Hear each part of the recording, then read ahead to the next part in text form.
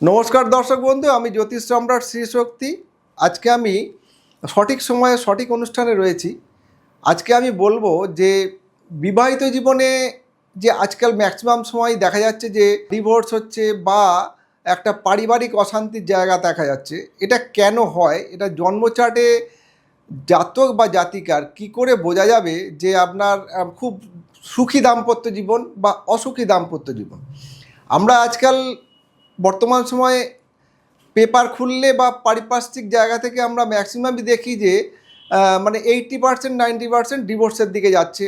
বা ডিভোর্স যদি নাও হয়, আমার কাছেই অনেক ক্লায়েন্ট আসে যাদের পারিবারিক অশান্তি রয়েছে অথচ ডিভোর্স হচ্ছে না।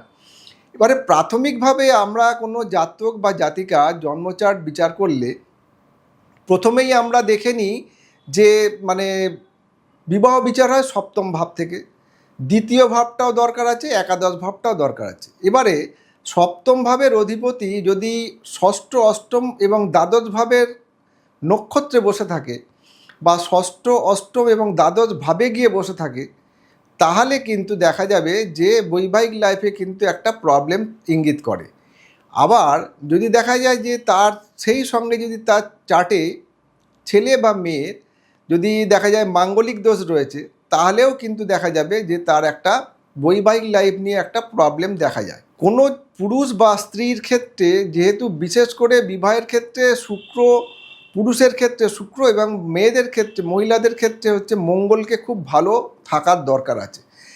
যে কোনো জন্ম চার্টে যদি দেখা যায় যে শুক্র পাপ মধ্যগত বা পাপ গ্রহযুক্ত এবং মহিলাদের চার্টে মঙ্গল পাপ মধ্যগত বা পাপযুক্ত, তাহলে কিন্তু বৈবাহিক লাইফে নানান রকম প্রবলেম হয়। আবার মেয়েদের ক্ষেত্রেও দেখা যায় যে অনেক সময় শাশুড়ি বৌমার মিল হয় না। এই ক্ষেত্রে গিয়ে দেখা যাবে যে সেই জাতিকার জন্মচার্টে চন্দ্র যেহেতু মাতৃকারক গ্রহ এবং শুক্র যেহেতু মহিলাকারক গ্রহ, সেই জন্মচার্টে গিয়ে দেখা যাবে ভালো করে অ্যানালিসিস করলে দেখা যাবে শুক্র এবং চন্দ্র কোনোভাবে কিন্তু হয় বিপদপত্রী বদ নক্ষত্রে বসে আছে বা কোনো অশুভ নক্ষত্র যুক্ত বা একটা পাপ মধ্যগত হয়ে, পাপ মধ্যগত বলতে আগের ঘরে কোনো পাপগ্রহ আছে, পরের ঘরে কোনো পাপগ্রহ আছে, মাঝখানে শুক্রটা বসে আছে বা চন্দ্রটা বসে আছে। সেই ক্ষেত্রে গিয়ে দেখা গেল যে তার কিন্তু বৈবাহিক লাইফ খুব একটা ভালো যাবে না। আবার যখন বিবাহ হচ্ছে তখন দেখা গেল যে হয়তো বৃহস্পতির দশা শেষের দিকে হয়তো ভালো গ্রহ দশা চলছে, বিবাহটা হলো। তারপরে বৃহস্পতির পর রাহুর দশা যখন এসে গেল, তখন দেখা যাচ্ছে যে তার বৈবাহিক লাইফে প্রবলেম এসে যাচ্ছে। এটা একটা গেল। আর একটা জিনিস হচ্ছে যে অনেক সময় যে শুক্র যদি রাহু যুক্ত হয়ে থাকে বা কেতু যুক্ত হয়ে থাকে বা শুক্র মঙ্গল যোগ থাকে বা জন্মচার্টে যদি চন্দ্রমঙ্গলের যোগ থাকে, সেটা জাতক বা জাতিকা যেই হোক না কেন, সেখানে কিন্তু দেখা যাবে যে কোনো আরেকটা কিন্তু কোনো সম্পর্কে জড়িয়ে পড়ার একটা সম্ভাবনা থাকে। আর বিশেষ করে মেয়েদের চার্টে যদি দেখা যায় যে এই শুক্রমঙ্গল, চন্দ্রমঙ্গল বা কেতুমঙ্গল বা শুক্রকেতু, হ্যাঁ, মঙ্গল রাহু এরকম ধরনের যদি যোগ থাকে এবং সেই মেয়ে যদি দেখা যায় যে তার খুব বেশি শৌখিনতা ভোগী হবে এবং তাদের চুলগুলো একটু কার্লিং টাইপের হবে, হ্যাঁ, কার্লিং টাইপের হবে, তারা কিন্তু আপনি ওপর থেকে দেখলেই বুঝতে পারবেন এরা কিন্তু সাংসারিক লাইফে অনেক রকমের প্রবলেমের সম্মুখীন হবেন। আপনারা একটু ফলো করে দেখবেন। কাজেই ভালোভাবে কিন্তু দাম্পত্য জীবন বিচার করতে গেলে পুরুষ এবং নারী দুটো ছক কিন্তু ভালোভাবে বিচার করার প্রয়োজনীয়তা আছে।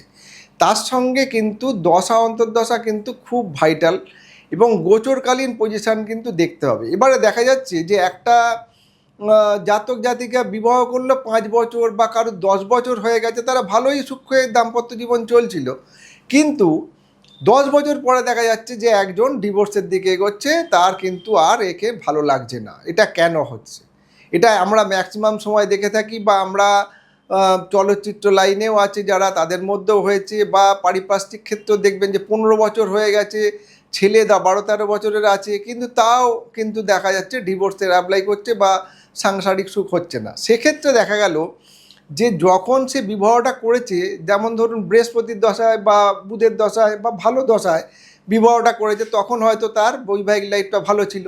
এবারে গোচরে যখন দেখা গেল যে কোনো অশুভ গ্রহ সপ্তমের উপর দিয়ে পাস করছে, বা দ্বিতীয় বা একাদশের উপর দিয়ে পাস করছে, এবং সেই সময় যদি দেখা যায় যে তার অশুভ রাহু, মঙ্গল, কেতু, অশুভ শনির কোনো দশা অন্তর্দশা চলছে, এবার সেই সময় দেখা যাবে যে অন্য কোনো সম্পর্কে যুক্ত হয়েও হতে পারে, বা পারিবারিক একটা খুব বিশেষভাবে একটা গোলযোগ তৈরি হয়ে গিয়ে কিন্তু আপনার বৈবাহিক লাইফে একটা ছেদ পড়তে পারে। আচ্ছা, এতক্ষণ আমি আপনাদেরকে যে বৈবাহিক লাইফে একটা জন্মছক থেকে কি করে খারাপ কি দেখলে খারাপ পাওয়া যায় সেটা বললাম। এখন আমি বলবো এর থেকে আপনি মুক্তি কি করে পেতে পারেন। এবারে সেইটাকে বা যদি এর থেকে মুক্তি পেতে গেলে দেখা যাবে যে আপনার কোন গ্রহটা খারাপ এবং কোন গ্রহটা অশুভ তার একটা রেমেডি আপনার দরকার আছে।